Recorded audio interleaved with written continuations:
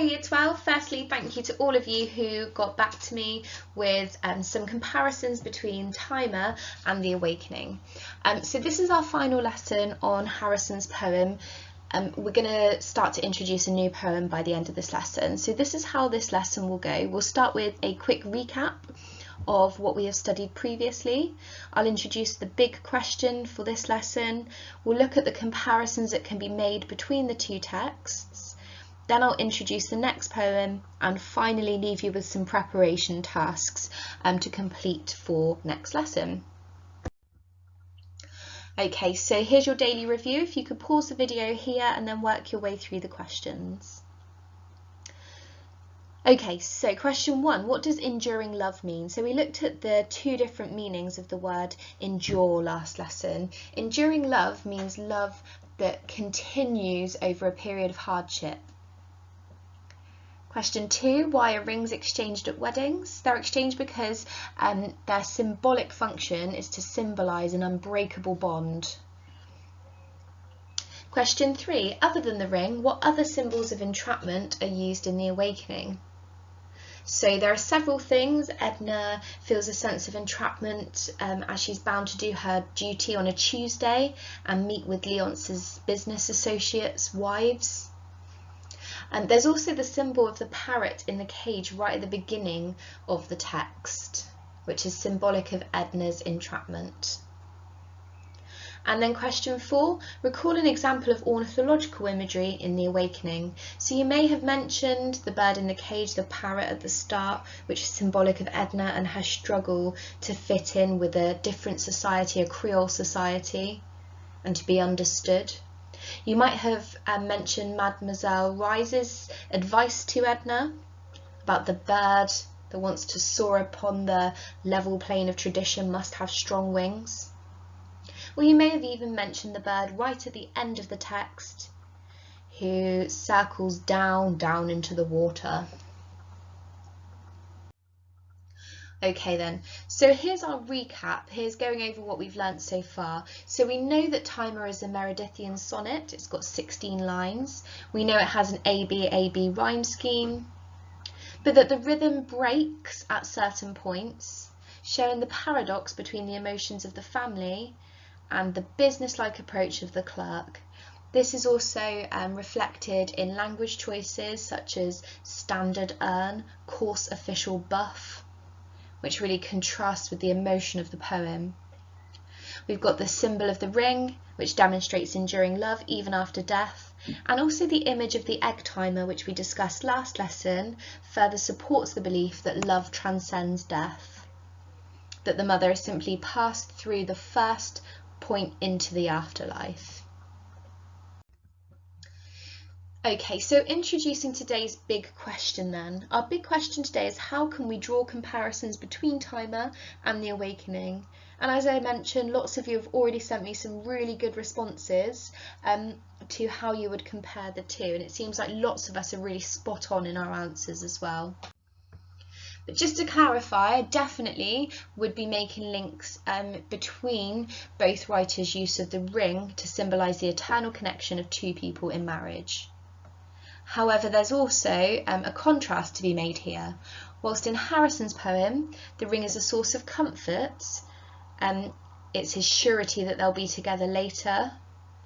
Chopin uses the ring to symbolise Edna's entrapment in an unhappy marriage.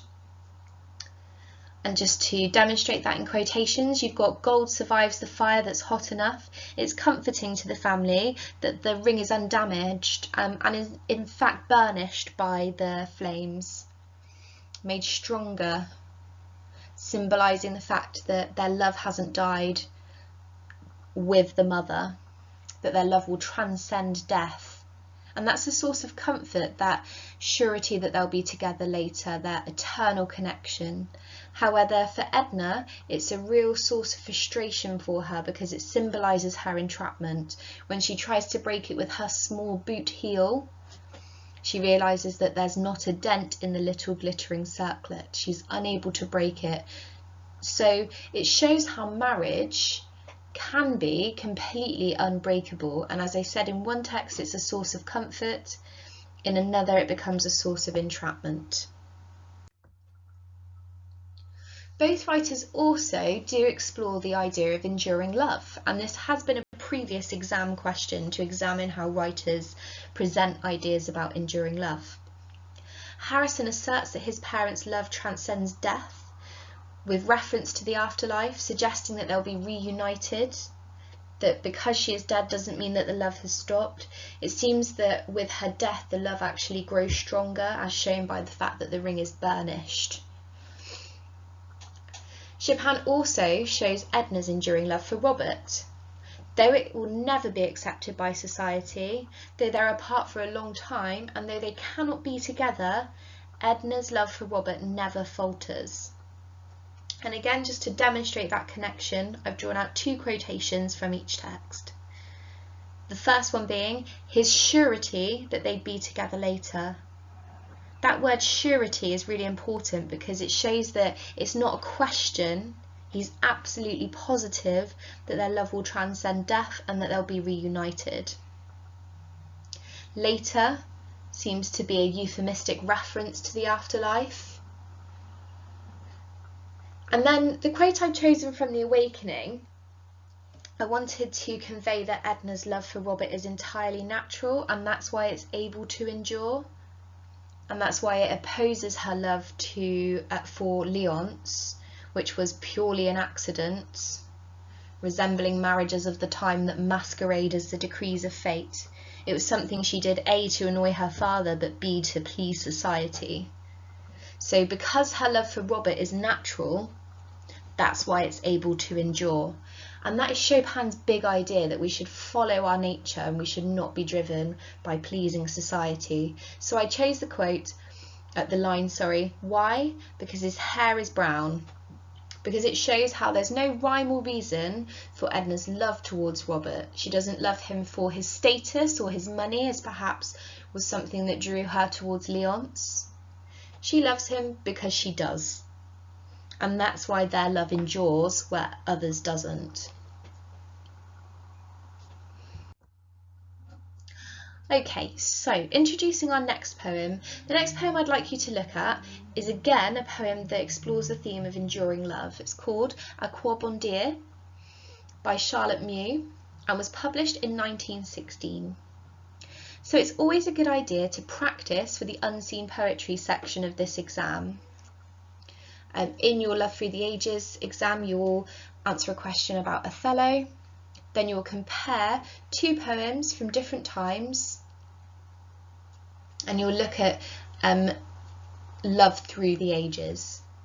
So it's always good to test your working knowledge of different literary movements and of different historic events, etc., that were happening around that time. So you have the title of the poem, you've got the name of the poet, and you have the date of publication. Have a little think about anything that you can infer from that information. So what might have been going on at that time, what literary movements were there. Pause the video here and just write down anything that you think might be relevant information with the information that you've got. Okay then, so 1916, when the poem was published, still had quite traditional male and female roles, which is significant when you're looking at love through the ages and dynamics in relationships, etc. So it was still quite traditional. The suffragette movement was in full flow, but they've somewhat halted their campaign for the right to vote because of the beginning of World War I, in 1914. So 1916, World War I is still very much going on. Also, the literary movement that was in play was modernism. Just as a quick recap of how this might affect literature then, war is a very interesting one, particularly when we learn the themes of the poem, and one of the themes of the poem is death. And so during wars, obviously, people encountered a lot of death, which is why it can become quite a common theme in text written around them. Modernism, if you remember, is the desire to seek something new. and unique to create something brand new. The title you might have recognised is French. It roughly translates to "What good is it to say?" So it's a good idea to write that down onto your anthology under the title. It's on page 24 of your anthology. So translate the title and write down all of this information in preparation for next lesson. Which brings me on to my final slide here, which is our preparation tasks. I would like you to read and annotate À quoi bon dire as you would an unseen poem that you saw in your exam. So as you read, firstly read it through entirely and think about what the poem is about. What are the themes? What are the big ideas? And then secondly, start to go through and see if you can spot any structural features, anything that you could say about the form of the poem, and any language features you can see as well.